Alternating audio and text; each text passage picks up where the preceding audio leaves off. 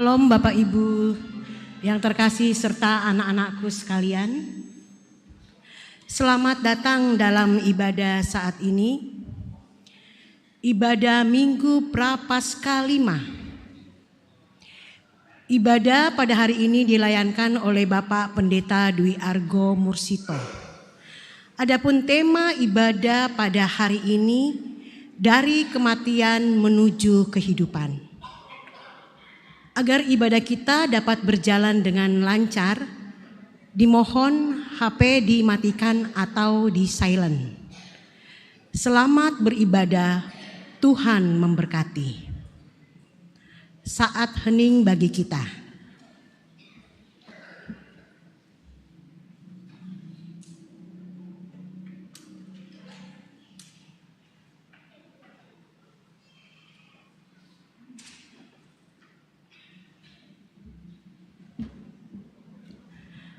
Saat hening selesai, mari kita sama-sama berdiri menyanyikan panggilan beribadah dari NKB 201 bait 1 dan 2. Di hidupku ku ada sobat yang setia dan seterusnya.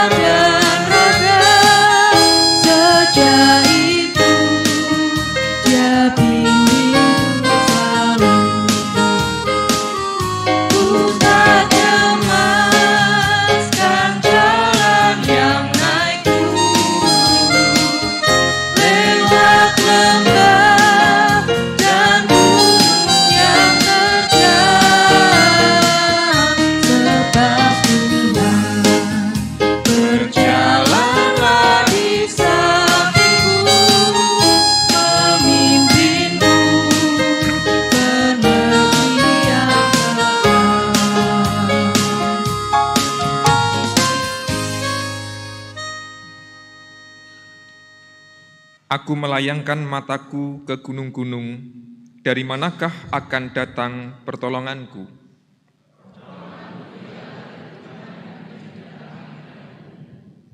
Tuhan takkan membiarkan kakimu goyah.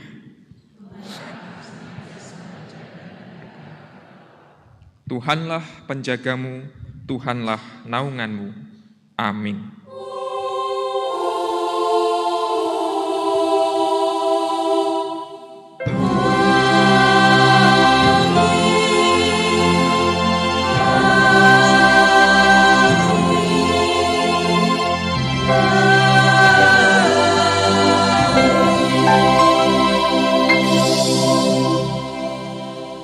kasih karunia dan damai sejahtera dari Tuhan ada pada saudara sekalian. Umat disilahkan kembali duduk. Ibu, bapak, saudara, anak-anak yang terkasih di dalam Tuhan, segenap warga GKJ Pekalongan maupun warga tamu yang hadir pada ibadah pagi ini, kita merayakan Minggu Prapaskah yang kelima dan hendak menghayati sebuah tema dari kematian menuju kehidupan.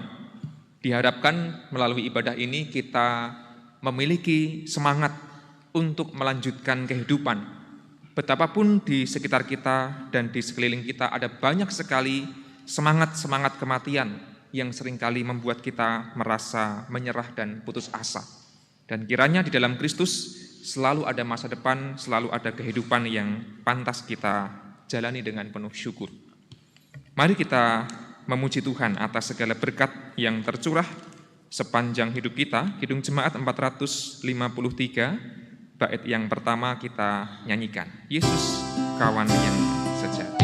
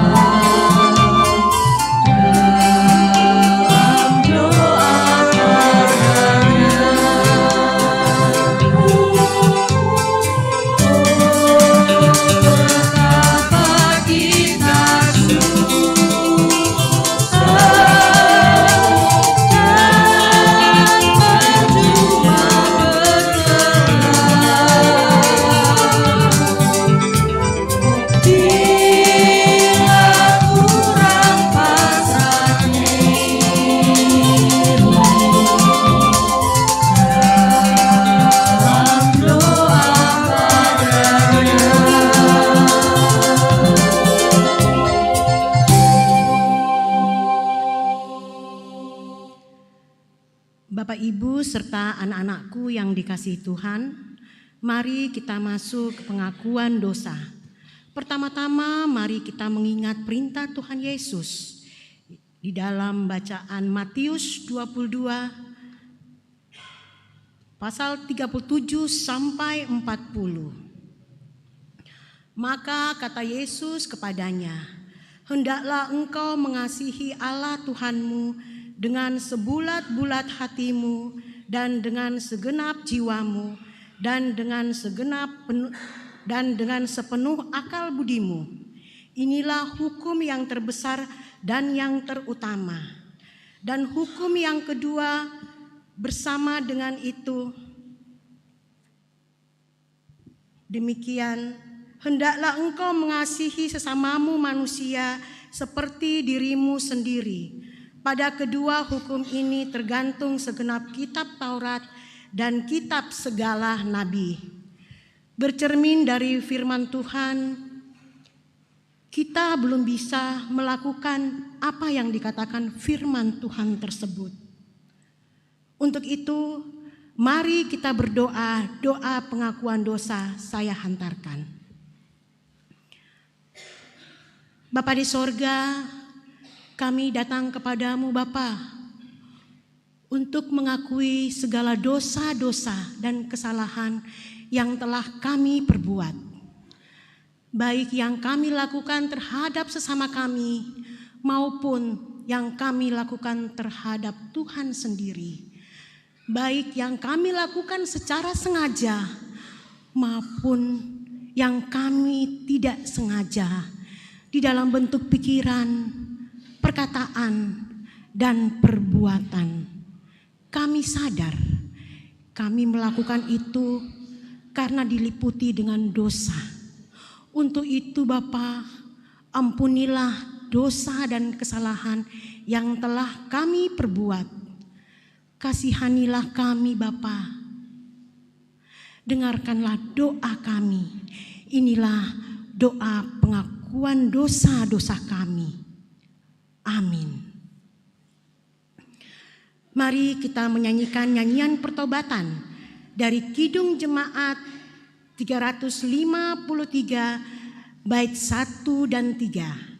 Sungguh lembut Tuhan Yesus memanggil, dan seterusnya.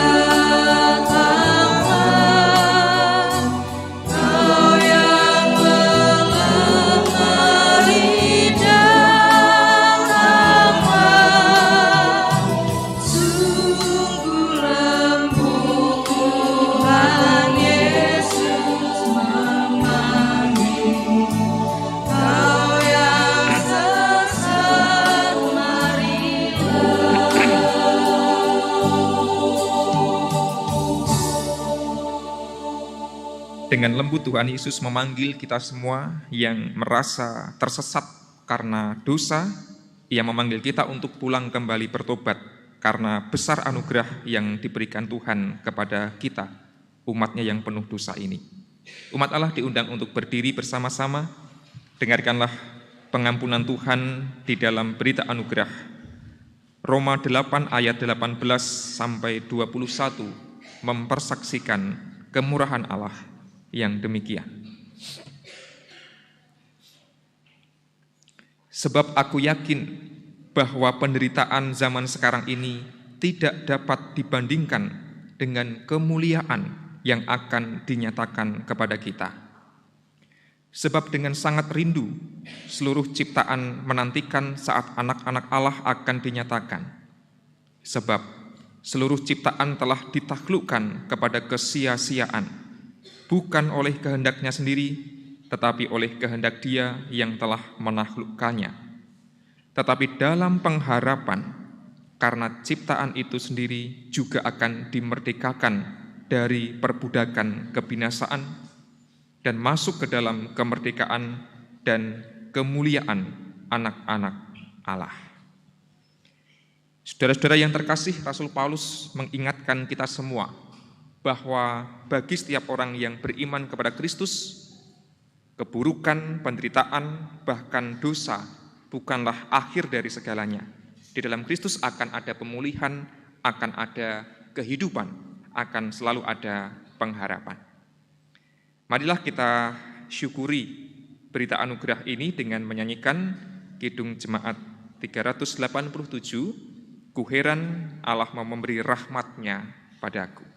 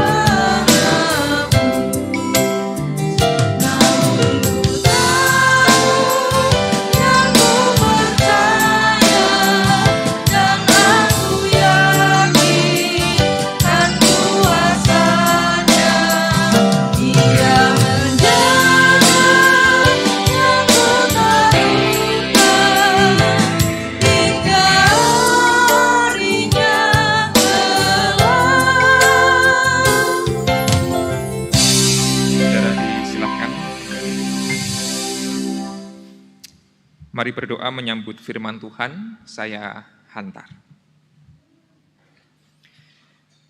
Ya Tuhan, kami sungguh heran atas rahmat-Mu yang begitu besar.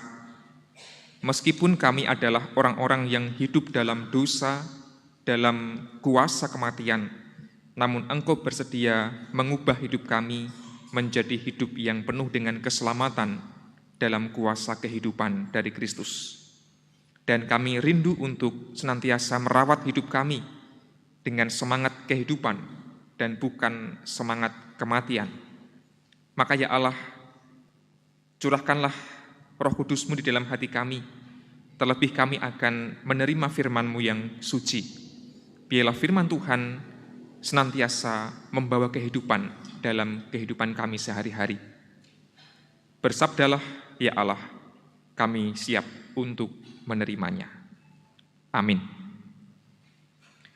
Ibu, bapak, saudara, anak-anak yang terkasih di dalam Tuhan, bacaan yang akan kita renungkan pagi ini terambil dari Yohanes 11 ayat 17 sampai 45, bagian dari perikop yang berjudul Lazarus dibangkitkan.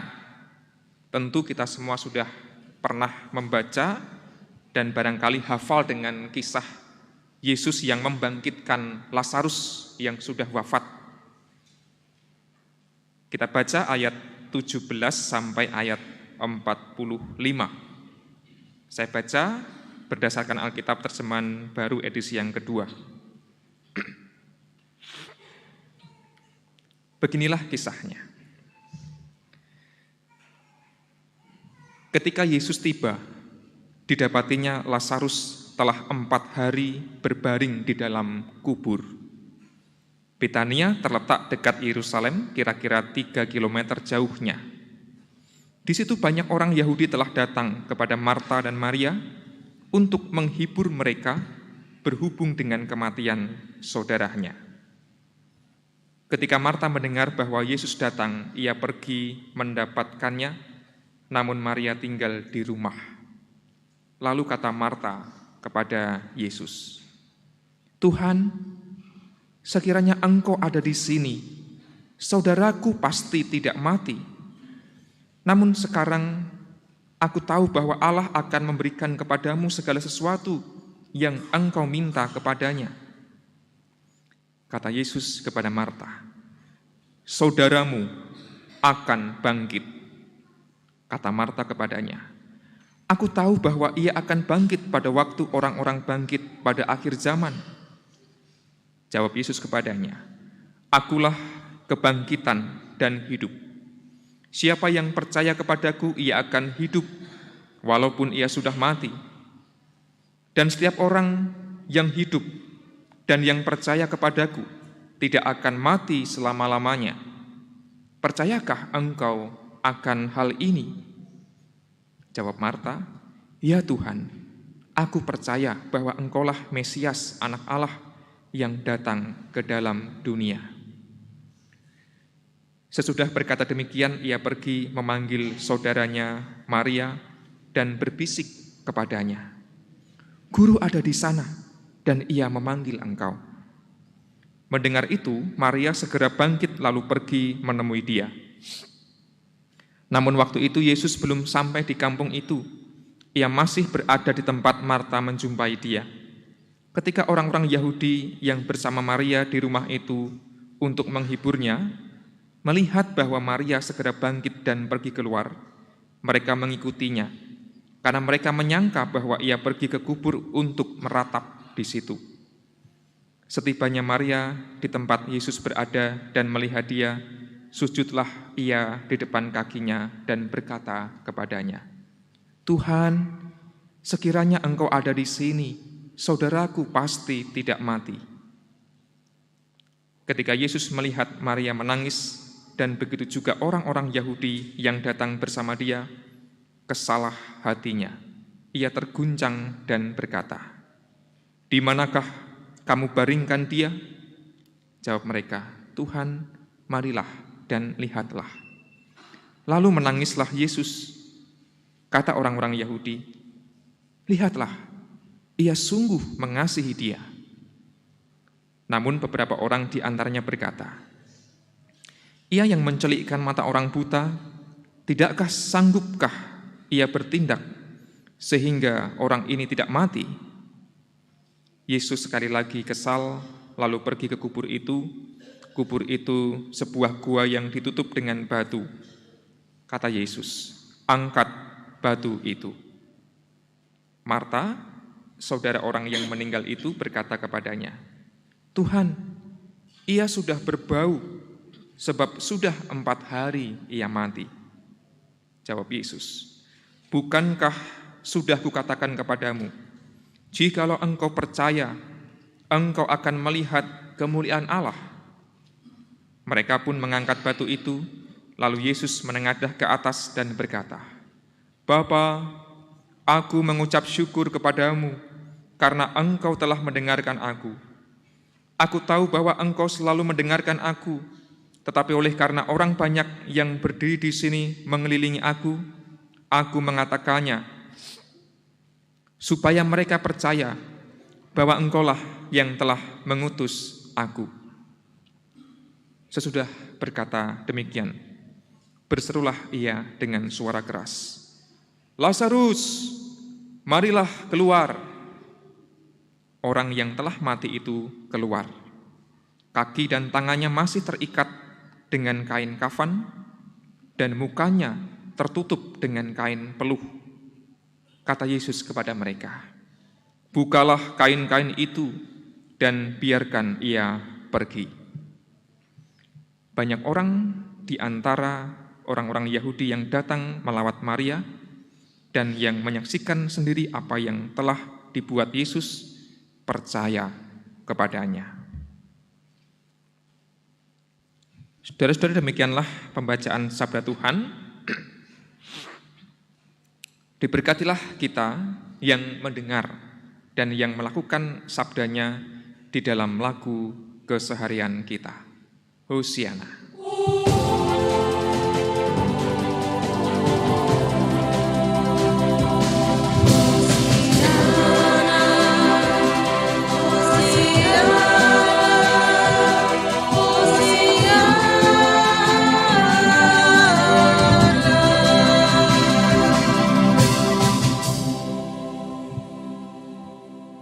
Ibu, Bapak, Saudara, dan juga anak-anak yang terkasih di dalam Tuhan, salah satu berita yang memprihatinkan akhir-akhir ini adalah tentu saja peperangan di Timur Tengah dan di daerah Arab Teluk. Di gambar ini ditampilkan ada dua kondisi yang berlawanan atau bertolak belakang. Yang di sebelah kiri adalah seorang anak yang sedang menulis atau menggambar di papan yang sudah terkena bom, mungkin itu rudal dan sebagainya, hancur lebur. Tapi dia tetap semangat menulis atau menggambar. Sebutlah ini sebuah sekolah. Di sisi kanan adalah seorang anak yang menulis, belajar di sebuah papan tulis yang masih aman, papan tulis yang mewah, papan tulis yang tentu saja harganya mahal. Gambar ini menarik karena menunjukkan dua kondisi yang berbeda.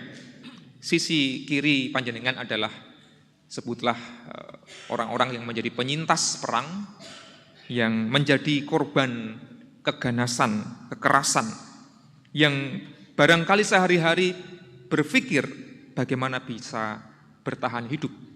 Mungkin kematian akan menjemput nanti sore, nanti malam, atau besok pagi. Tidak tahu kapan masih bisa bertahan hidup. Tapi yang sebelah kanan masih aman-aman saja, barangkali happy-happy, tidak khawatir. Karena jauh dari daerah perang. Nah, bersyukur kita di Indonesia juga jauh dari Timur Tengah. Nggak tahu kalau seandainya nanti ada rudal yang nyasar ke Indonesia gimana kira-kira gitu ya. Panjenengan ajrih mboten nggih. Tapi katanya orang Indonesia nggak takut rudal ya. Rudalnya dimakan gitu ya. Bakso rudal. Kalau ada roket juga nggak takut gitu kan. Roketnya juga dimakan kan begitu ya. Roket chicken dan lain sebagainya. Jadi Indonesia nggak takut perang. Nggak perlu khawatir gitu ya. Nah, dalam suasana perang, manusia kemudian merespons dengan sikap-sikap yang menarik. Tidak hanya di daerah konflik yang saling tembak, saling bom, saling bunuh, tapi juga kita yang menyaksikan, orang-orang di luar yang hanya menyaksikan bahkan dari berita sosial media. Ada dua perilaku sosial yang menarik untuk kita renungkan. Yang pertama adalah reciprocal altruism. Altruisme atau kebaikan, kemurahan yang timbal balik.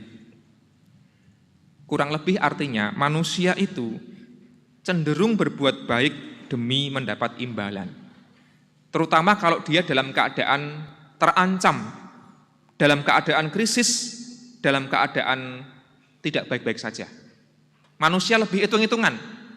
Kalau sedang krisis, kalau sedang terancam, apalagi dalam situasi perang. Dan ini wajar, masuk akal, karena manusia mewarisi pola pikir ketika bertahan hidup di zaman dulu ketika masih nomaden, krisis sumber daya, kemudian untuk bisa bertahan hidup manusia tidak bebas berbuat baik, tidak bebas memberi. Dia harus memastikan, nek aku menehi, kalau aku memberi, kira-kira apa imbal baliknya padaku, supaya aku nanti enggak kekurangan. Tiwas tak wenehi kabeh, aku ora duwe apa-apa. Tapi aku memberi, memastikan bahwa nanti orang itu juga akan berbuat baik dan memberi apa yang aku butuhkan. Sekali lagi, pola pikir ini pada batas tertentu sah, masuk akal, dan boleh, terutama ketika kita sedang krisis. Coba kalau panjenengan sedang krisis, sedang sakit, sedang dompetnya tipis, sedang tanggal tua, sedang krisis, bermasalah. Kalau mau memberikan pikir-pikir nggih, wong aku dhewe ya butuh dan kurang. Engko nek tak keke, aku nyumbang, aku oleh apa? Engko tiwas aku memberi, ternyata aku tidak mendapat imbal balik. Aku akan mendapatkan masalah. Sekali lagi dalam batas tertentu, sikap ini oke. Tetapi kalau kita sedang dalam suasana yang aman, tentram, nyaman, berkecukupan, bahkan berkelimpahan, biasanya kita tidak akan terlalu hitung-hitungan kalau kita memberi. Wong aku duwe, wis aku menehi rapopo, aku ndak kehilangan apa-apa, kondisiku masih aman-aman saja. Yang kedua, in-group favoritism, favoritisme kelompok. Manusia lebih mudah berempati dan berbuat baik bagi kelompoknya sendiri, bagi yang segolongan, bagi yang satu suku, bagi yang satu gereja, bagi yang satu agama, bagi yang satu etnis, bagi yang satu negara, dan seterusnya, dan seterusnya. Kelompokku yang mana harus jelas. Kelompok yang berbeda yang mana harus jelas. Aku akan memprioritaskan kelompokku, golonganku, gerejaku, aliranku, dan seterusnya. Maka perang adalah sebuah pertunjukan. Siapa yang kita bela, siapa yang kita favoritkan, kemudian kita cenderung mudah berbela rasa pada pihak yang kita bela. Kalau saya pendukung Amerika, misalnya perang Amerika-Iran, maka kalau Amerika ngebom Iran, saya akan keplok-keplok, wah Amerika hebat. Dan saya akan nyokor ke itu apa ya? Nyokor ke Iran. Panjenengan berso ya? Mampus gitu ya, dan sebagainya. Saya nggak peduli perasaan penduduk korban perang anak-anak kecil di Iran misalnya gitu, karena saya favoritnya adalah Amerika. Atau sebaliknya, kalau saya pro Iran, ketika Iran ngebom Israel, ngebom negara-negara yang pro Amerika, saya akan keplok-keplok karena saya pendukung Iran. Saya nggak peduli perasaan korban yang tidak salah dan tidak tahu apa-apa. Kenapa? Saya mementingkan kelompokku saja. Nggak usah soal perang lah, nggak usah soal bom-boman dan tembak-tembakan. Kalau kita punya atlet favorit, tinju misalnya gitu ya. Sekarang siapa sih tinju? Selepas Manny Pacquiao saya nggak lagi mengikuti. Misalnya Mike Tyson ya yang paling terkenal ya. Kalau saya pendukungnya Mike Tyson, setiap kali Mike Tyson memukuli lawannya, ya sudah saya keplok-keplok, saya bersorak. Saya nggak peduli perasaan korban yang kalah itu, yang KO misalnya gitu. Karena saya lebih peduli pada kelompokku saja yang saya dukung. Atau Bapak Ibu Saudara yang punya klub favorit sepak bola, kalau lagi menang itu kan sorak-sorak gitu ya. Tapi kalau klub lawannya itu kalah, kita bisa membuli atau mengejek sakamenge. Nggak peduli perasaan mereka. Yang penting klubku menang. Sekali lagi, saudara-saudara, dalam situasi krisis, dalam situasi perang, dalam situasi terancam, bolehlah kita hanya peduli pada kelompok kita dan kita mengabaikan kelompok lain.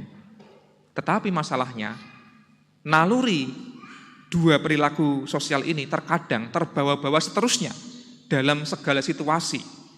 Sehingga kita kemudian kehilangan kemampuan berbuat baik, kehilangan kemampuan berempati, kehilangan kemampuan untuk peduli pada orang lain hanya gara-gara dia berbeda kelompok, berbeda golongan, berbeda agama, atau berbeda dukungan.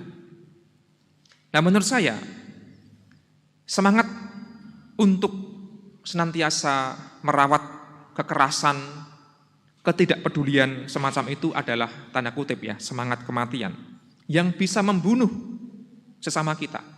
Sebaliknya, kalau kita merawat cinta kasih, merawat kepedulian, merawat bela rasa, maka yang akan muncul adalah semangat kehidupan. Dan rasanya dunia kita hari-hari ini sudah terlampau banyak semangat kematian, ada permusuhan, ada kekerasan, ada kebencian, ada pengerusakan, dan ada eksploitasi. Jangankan yang berbeda kelompok, berbeda golongan, berbeda agama, yang satu kelompok saja kadang-kadang saling bermusuhan dan saling menyingkirkan. Maka hari ini kita belajar dari tema ibadah Minggu Prapaskah yang kelima, bahwa semangat Paskah adalah semangat untuk memulihkan kehidupan dari berbagai macam ancaman kematian itu. Dan bahkan dari kisah Yesus yang membangkitkan Lazarus, kita belajar poin-poin penting bahwa dalam hidup terkadang ada keburukan, ada penderitaan, tetapi bersama dengan Kristus akan selalu ada harapan untuk bisa hidup dan bangkit dari berbagai keterpurukan. Yang pertama, barangkali suasana kematian yang dirasakan oleh banyak orang adalah kedukaan. Di ayat yang ke-19 disebutkan, di situ banyak orang Yahudi telah datang melayat untuk menghibur mereka berhubung dengan kematian saudaranya. Ada banyak kedukaan yang dialami oleh manusia. Mungkin kedukaan karena memang literally kehilangan orang yang terkasih yang sudah wafat, sudah tiada. Atau mungkin ada orang yang berduka karena masalah yang dihadapi. Mungkin dia tidak kehilangan orang yang terkasih, tapi dia kehilangan pengharapan, dia kehilangan semangat, dia merasa kehilangan masa depan barangkali. Bagaimana nasibku ketika masalah ini terjadi dan tidak kunjung selesai? Masihkah aku punya masa depan? Ada banyak orang yang berduka karena masalah-masalah yang berat di dalam kehidupannya. Yang kedua, paling tidak, ada kekecewaan yang dalam bacaan kita menarik sekali diungkapkan oleh Marta sekaligus Maria, sepasang saudara, yang dua-duanya mengucapkan kalimat yang sama persis di ayat 21 dan ayat 32. Tuhan, sekiranya Engkau ada di sini, saudaraku pasti tidak mati. Gusti, menawi panjenengan rawuh mitulungi kawula, mesti kula mboten nampi kacilakan. Dengan kata lain, Tuhan, mengapa sih Engkau tidak ada di sini? Mengapa Engkau tidak menolongku? Atau Tuhan, mengapa Engkau terlambat? Sudah terlanjur terjadi hal yang buruk. Kemana saja Tuhan berada selama ini? Kekecewaan yang terkadang itu melingkupi kehidupan kita. Kadang kita kecewa pada orang, mungkin dia keluarga, mungkin dia sesama kita, tapi mungkin juga kita kadang kecewa pada Tuhan, seperti yang diekspresikan oleh Marta dan Maria. Dalam suasana duka, saya pikir tidak masalah diterima. Kalau orang berteriak dan protes, Tuhan, seandainya Engkau menolong di sini, saudaraku pasti tidak mati. Itulah setidaknya dua semangat kematian yang barangkali ada dalam kehidupan kita sehari-hari. Tidak perlu jauh-jauh ke medan perang, tapi barangkali kehidupan kita pun adalah medan laga di mana kita terus bergumul dan berjuang mengatasi masalah kita. Tetapi menariknya, Ibu, Bapak, Saudara juga anak-anak yang terkasih, Yesus hadir membawa pengharapan dan tidak hanya menyoroti soal Lazarus yang kemudian sudah langsung bangkit setelah dia 4 hari dikuburkan. Menurut saya semangat kehidupan bisa dimulai dengan yang pertama adalah bela rasa. Saya mengutip dari ayat terjemahan yang pertama, edisi pertama, ayat 33. Maka masih gulah hatinya. Ia sangat terharu. Kalau dalam terjemahan baru, diterjemahkan dengan kata yang mungkin agak mengganggu dalam benak kita. Kesalah hatinya, ia terguncang. Kalau dalam terjemahan edisi yang pertama, masih gulah. Masih gul itu perasaannya terganggu, masih gul itu aneh begitu, absurd, diterjemahkan dengan kesal gitu ya. Tapi maksudnya kesal bukan dalam arti marah, benci, tapi kesal dalam arti gelisah, resah, sedih. Ia sangat terharu. Yesus memiliki bela rasa. Yesus memiliki kasih dan empati. Yesus digambarkan dalam bacaan kita, dia ikut menangis. Bukan tertawa, bukan menghindar. Yesus datang dan dia menangis. Dan menurut saya amat jarang dikisahkan Yesus menangis dalam arti terharu, dan salah satu yang menonjol adalah di adegan pada pagi hari ini. Jadi, menurut saya kita belajar bahwa ketika kita berduka, ketika kita kecewa, Tuhan digambarkan oleh sosok Yesus adalah Allah yang punya bela rasa. Dia mengerti apa yang kita rasakan, dia mengerti segala pergumulan kita, kekecewaan kita, kemarahan kita.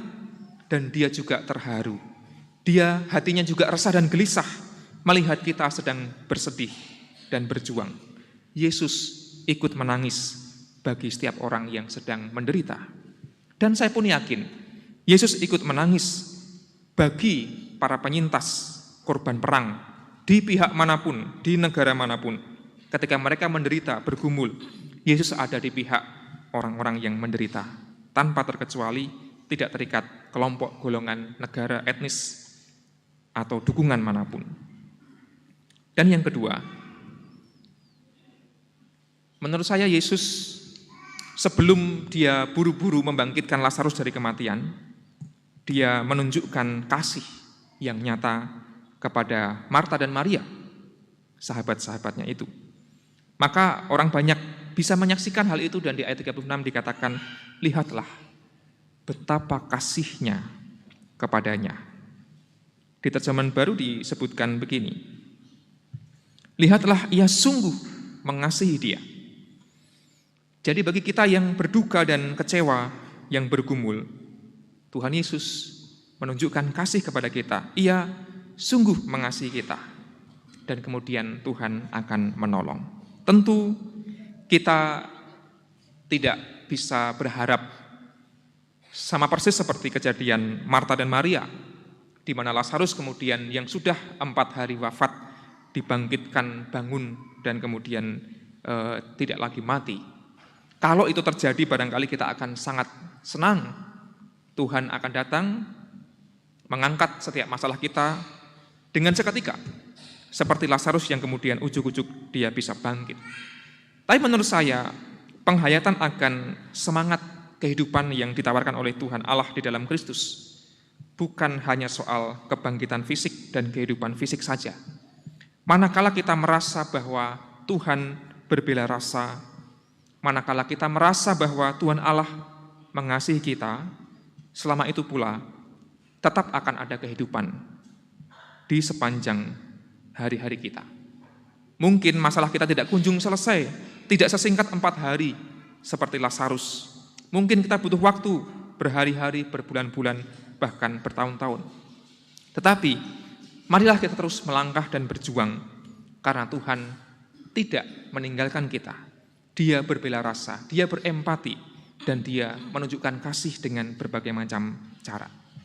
Maka sekalipun di sekitar kita ada banyak sekali semangat-semangat kematian, pergumulan, masalah, kedukaan, kekecewaan, apapun itu, teruslah melangkah, karena kita tahu bahwa Tuhan akan terus membawa kehidupan dan pengharapan bagi kita yang terus berjuang. Selamat menjalankan kehidupan yang penuh dengan pergumulan ini. Kita tahu bahwa kita tidak sendiri. Tuhan Allah berbela rasa, dia mengerti perasaan kita, dan dia sungguh-sungguh mengasihi kita semua. Mari terus melangkah dan terus berjuang. Di dalam Kristus selalu ada kehidupan dan pengharapan. Amin.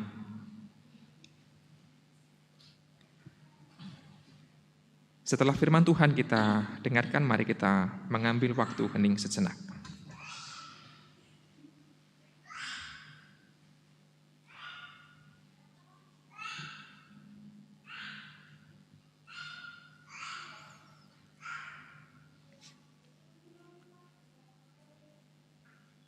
Ya Tuhan, Sang Sumber kehidupan, terima kasih karena kisah Lazarus yang dibangkitkan mengingatkan kami tidak hanya berfokus pada Lazarus yang bangkit, namun pada sifat yang ditunjukkan oleh Tuhan Yesus.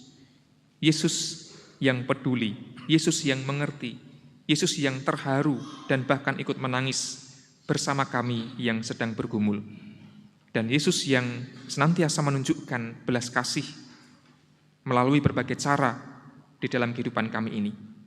Maka ya Allah, di tengah segala persoalan hidup yang kami hadapi, biarlah semangat, harapan, dan kehidupan akan selalu ada dalam kehidupan kami. Kami akan terus melangkah bersama dengan Tuhan Yesus yang senantiasa berbelas kasih kepada kami. Amin.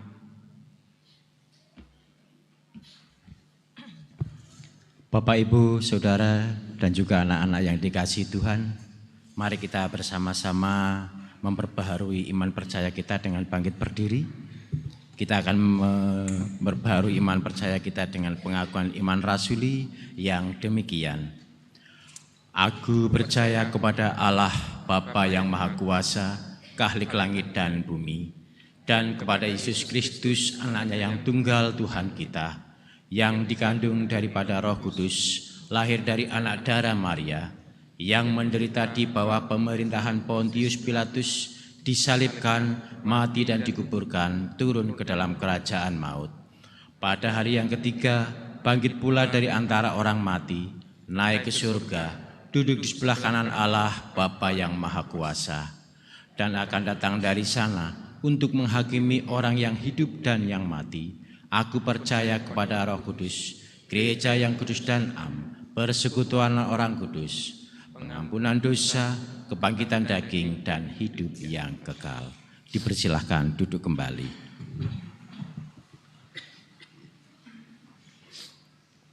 Mari kita berdoa, menaikkan syafaat kita kepada Tuhan. Saya hantarkan. Kami bersyukur kepadamu ya Allah, atas segala berkat yang tercurah. Ibadah kami pagi ini pun kami hayati sebagai cara Tuhan memelihara kehidupan kami, dan biarlah ibadah kami sungguh-sungguh menjadi berkat. Di tengah ibadah kami pun ada waktu yang istimewa di mana kami diberi kesempatan untuk mengingat saudara-saudara kami yang sedang bergumul. Bagi mereka yang masih sakit, Tuhan tolong dan Tuhan kuatkan untuk bisa berjuang kembali sembuh. Berkati pula anggota keluarga yang merawat mereka yang sakit, biarlah kekuatan, kesabaran akan selalu ada dari Tuhan. Kami teringat orang tua kami yang sudah lanjut usia dengan segala kelemahan dan keterbatasan. Kami percaya Tuhan, Engkau adalah Allah yang berbela rasa, Engkau Allah yang mengerti dan peduli pada setiap situasi, setiap persoalan yang dihadapi oleh orang tua kami. Makanya Tuhan, tolonglah mereka agar bisa terus hidup dengan berpengharapan. Kami teringat akan pergumulan kami sebagai keluarga ya Allah. Terkadang ada masalah-masalah yang begitu berat kami hadapi. Namun kami tersadar bahwa Tuhan Allah tidak pernah meninggalkan kami. Engkau adalah Allah yang peduli dan akan terus memberikan berkat kekuatan kepada kami. Maka ya Tuhan, tolonglah kami untuk bisa berlaku sebagai keluarga yang terus memiliki pengharapan, karena akan selalu ada semangat kehidupan jikalau kami setia kepada Kristus. Tolonglah anak kami, cucu kami dalam menempuh kehidupannya, agar menjadi anak-anak Tuhan yang setia, tidak mudah tergoda, apalagi terjerumus pada kuasa-kuasa kematian. Ya Tuhan, kami teringat persekutuan kami sebagai gereja. Mampukanlah kami bertumbuh menjadi gereja yang saling peduli, saling memberikan pengharapan dan kehidupan. Segenap program yang dirancang oleh gereja kami ini, kami serahkan kepada Allah. Biarlah semua bisa mendatangkan kebaikan dan pemeliharaan iman bagi segenap warga gereja. Dan biarlah melalui pelayanan kami bergereja, nama Tuhan yang pada akhirnya dipermuliakan. Ya Allah, kami teringat kehidupan kami sesehari, dimanapun kami Tuhan tempatkan. Tuhan berkati kami agar bisa menjadi saksi di tengah masyarakat tentang kehidupan, kebaikan, cinta kasih, di tengah maraknya kekerasan, permusuhan, dan kuasa-kuasa kematian. Biarkan Tuhan hadir, memberikan berkat kekuatan bagi para penyintas, baik itu penyintas bencana, penyintas kekerasan, penyintas perang, dan juga para korban yang lain. Di dalam Tuhan akan selalu ada pemeliharaan dan pemulihan. Ya Allah, akhirnya kami serahkan kehidupan kami seutuhnya ke dalam tangan-Mu. Meskipun hidup yang kami jalani tidaklah selalu mudah, namun kami percaya bahwa Allah selalu menyertai kami. Inilah doa kami ya Tuhan. Semuanya kami pinta di dalam nama Tuhan kami, Yesus Kristus. Amin. Jemaat yang dikasihi Tuhan, kita akan mengaturkan persembahan yang sudah kita siapkan. Sebagai dasar persembahan akan kita dengarkan firman Tuhan yang diambil dari Mazmur 65 ayat 12 sampai dengan 14. Mazmur 65 ayat 12 sampai 14 yang demikian bunyinya. Engkau memahkotai tahun dengan kebaikan-Mu, jejakmu mengeluarkan lemak. Tanah-tanah padang gurun menitik, bukit-bukit berikat pinggangkan sorak-sorai. Padang-padang rumput berpakaikan kawanan kambing domba, lembah-lembah berselimutkan gandum. Semuanya bersorak-sorai dan bernyanyi-nyanyi. Demikian firman Tuhan, mari kita kumpulkan persembahan yang sudah kita siapkan, diiringi dari lagu Bapa ku persembahkan tubuhku. Kita nyanyikan dua kali.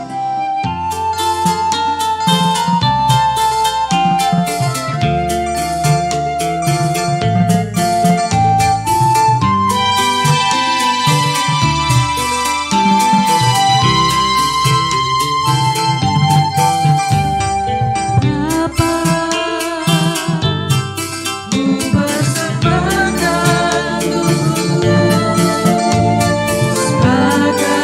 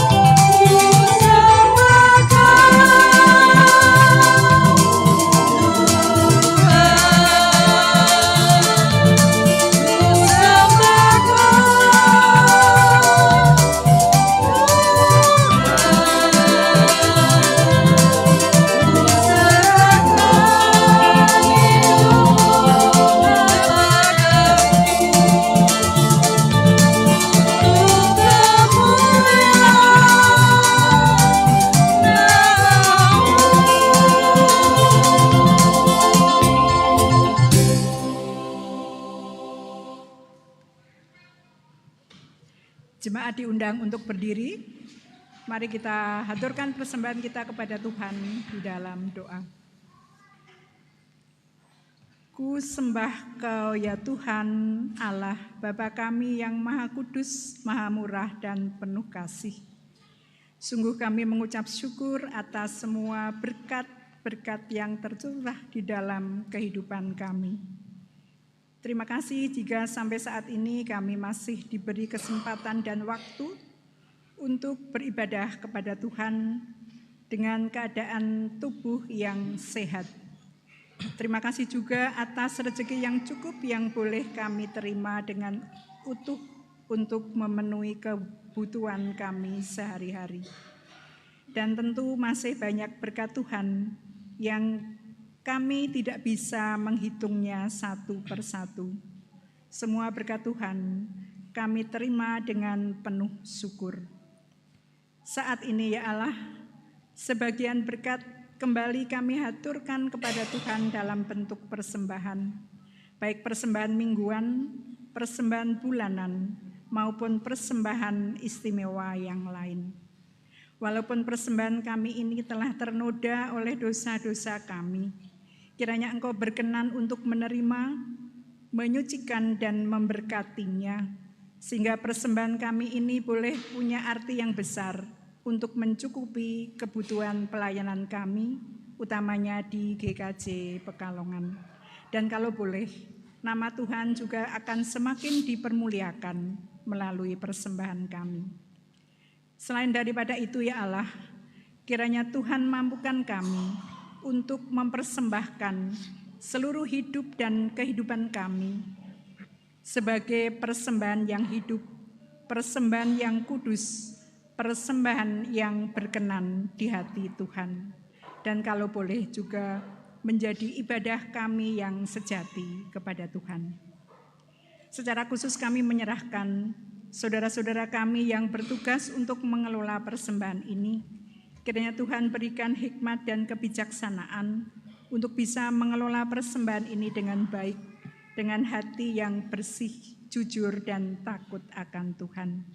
Demikianlah ya Allah, doa persembahan dan doa syukur kami yang tidak sempurna.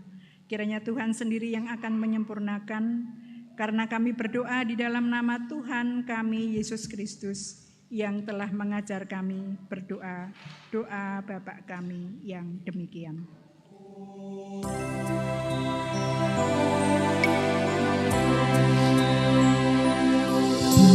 Kami yang ada di surga, dikuduskanlah nama-Mu,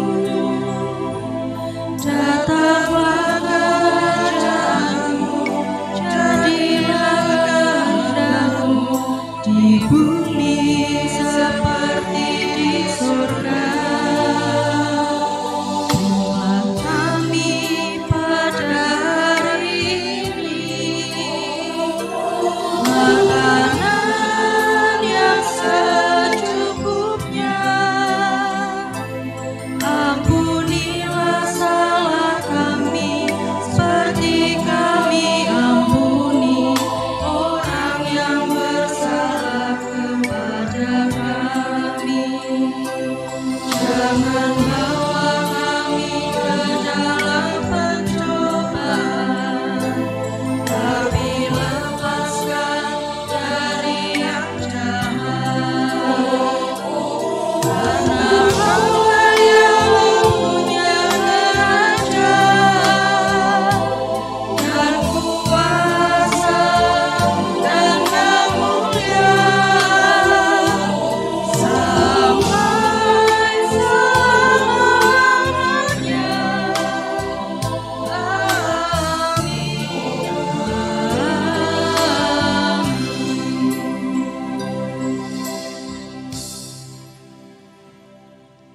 Ku ingin selalu dekat padamu. Dari Gita Bakti 215, bait yang pertama kita nyanyikan sebagai nyanyian pengutusan.